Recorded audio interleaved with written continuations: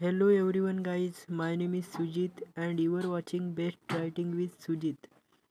आज आपण पाहणार आहोत लोकमान्य टिळक निबंध.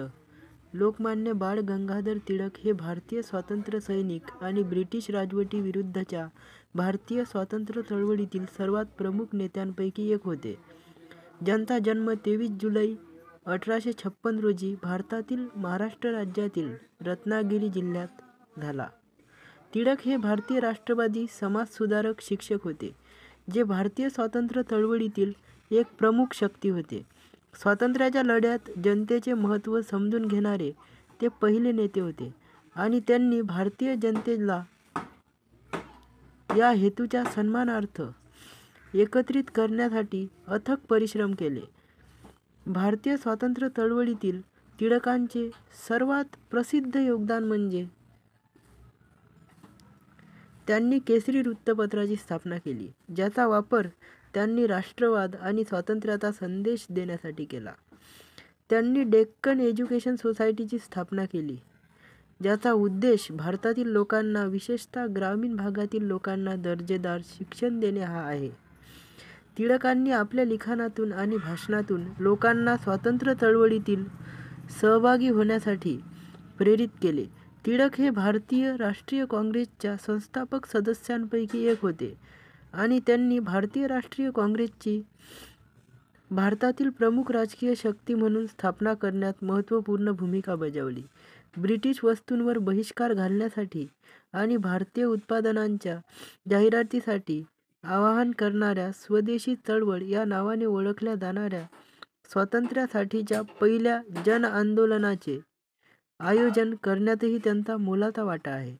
भारतीय स्वातंत्र्य चळवळीत त्यांचे योगदान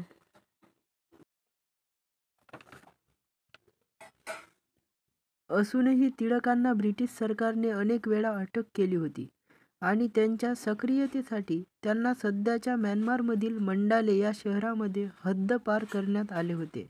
तरीही वनवासात असतानाही टिळकांनी भारताच्या स्वातंत्र्यासाठी कार्य सुरूच ठेवले आणि 6 वर्षांनी त्यांची सुटका झाली. लोकमान्य टिळक हे खरे देशभक्त होते, ज्यांनी भारताच्या स्वातंत्र्यासाठी आपले जीवन समर्पित केले. भारतीय स्वातंत्र्य चळवळीतील त्यांचे योगदान महत्त्वपूर्ण आणि दूरगामी होते आणि त्यांचा वारसा आजही भारतीयांच्या पिढ्यांना प्रेरणा देत आहे.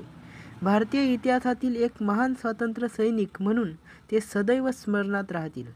लोकमान्य टिळक यांचे 1 ऑगस्ट 1920 रोजी निधन झाले, परंतु त्यांचा वारसा कायम राहिला.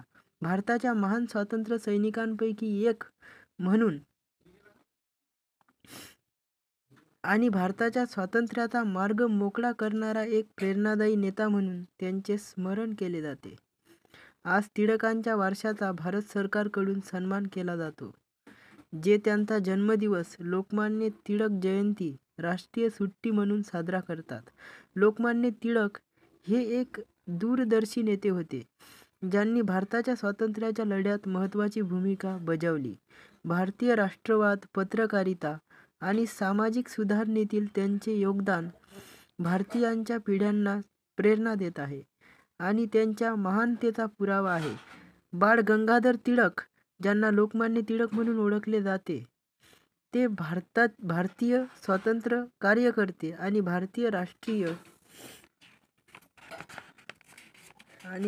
राष्ट्रीय काँग्रेसच्या प्रमुख राजकारण्यांपैकी एक होते. टिळक हे एक हुशार विद्वान होते आणि त्यांनी गणित आणि कायद्यात पदवी मिळवली होती. ते एक समाजसुधारक आणि वृत्तपत्राचे संपादक होते, ज्यांनी त्यांचे प्रकाशन केसरी हे भारतीय स्वातंत्र्य चळवळीबद्दल जागरूकता पसरवण्याचे साधन म्हणून वापरले. मित्रांनो, तुम्हाला जर हा व्हिडिओ आवडला असेल तर व्हिडिओला लाईक करा, चॅनलला सबस्क्राईब करा आणि तुमच्या मित्रांना शेअर करा. धन्यवाद.